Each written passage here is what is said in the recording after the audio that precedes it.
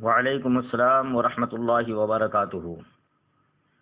پہلا سوال یہ ہے کہ نماز شروع کر دی اور پینٹ کے پائنچے مڑے ہوئے تھے تو اس صورت میں کیا کیا جائے؟ یہ سوال جناب مہران رضا صاحب جو سورت کے رہنے والے ہیں انہوں نے پوچھا تھا۔ دوسرا سوال، زید نے جلد بازی میں نماز شروع کر دی۔ نماز شروع کرنے کے بعد دھیان گیا کہ بازو میں یا سامنے تصویر ہے، تو اس وقت زید کیا کرے؟ اس نماز کا کیا حکم ہوگا؟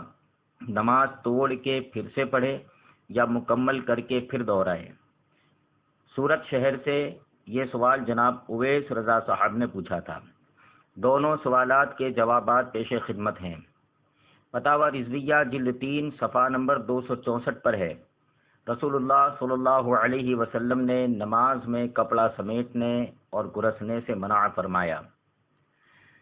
بخاری شریف کتاب الاذان باب لا یکف شعرا میں حضرت سیدنا عبداللہ ابن عباس رضی اللہ تعالی عنہما سے روایت ہے، امر النبی صلی اللہ علیہ وسلم ان یسجد علی 7 اعظم ولا یکف شعرہ ولا ثوبہ، یعنی رسول پاک صلی اللہ علیہ وسلم کو یہ حکم دیا گیا کہ 7 ہڈیوں پر سجدہ کریں، اور یہ حکم دیا گیا کہ اپنے بال اور کپڑے کو نہ گھرسیں نہ سمیٹیں۔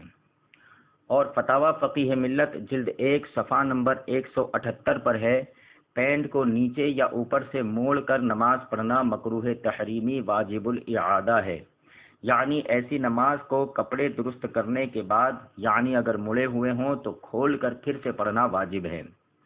رہی بات جاندار کی تصویر کے مسئلے کی، تو اگر نمازی کے دائیں بائیں آگے پیچھے یا اوپر کی جانب جاندار کی تصویر ہو، چاہے لٹکی ہو یا ٹنگی ہو یا دیوار پر پینٹ کی ہوئی ہو یا عزت کی جگہ پر رکھی ہوئی ہو جیسے ٹیبل وغیرہ پر رکھی ہوئی ہو یا سجدے کی جگہ پر ہو، اور ان تمام صورتوں میں تصویریں ظاہر ہوں، چھپی ہوئی نہ ہوں، تو نماز مطلقاً مکروہ تحریمی ہوگی۔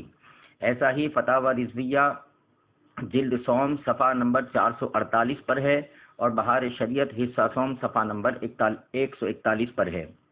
اب رہی بات یہ کہ نماز شروع کر دی اور بعد میں دیکھا کہ آستین یا پینٹ یا پائجامہ کا پائنچہ مڑا ہوا اور فولڈ کیا ہوا ہے، تو اگر عمل کثیر کے بغیر اس کو کھول کر صحیح کر سکتا ہے تو کھول لے، ورنہ اسی طرح نماز ادا کرے، نماز توڑنے کا حکم نہیں۔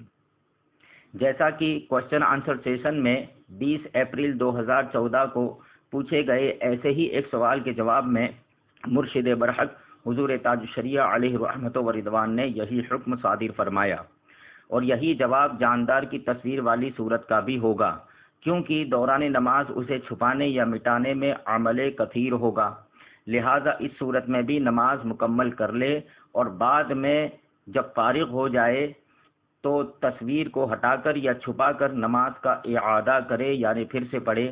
نماز توڑنے کا حکم اس صورت میں بھی نہیں ہوگا۔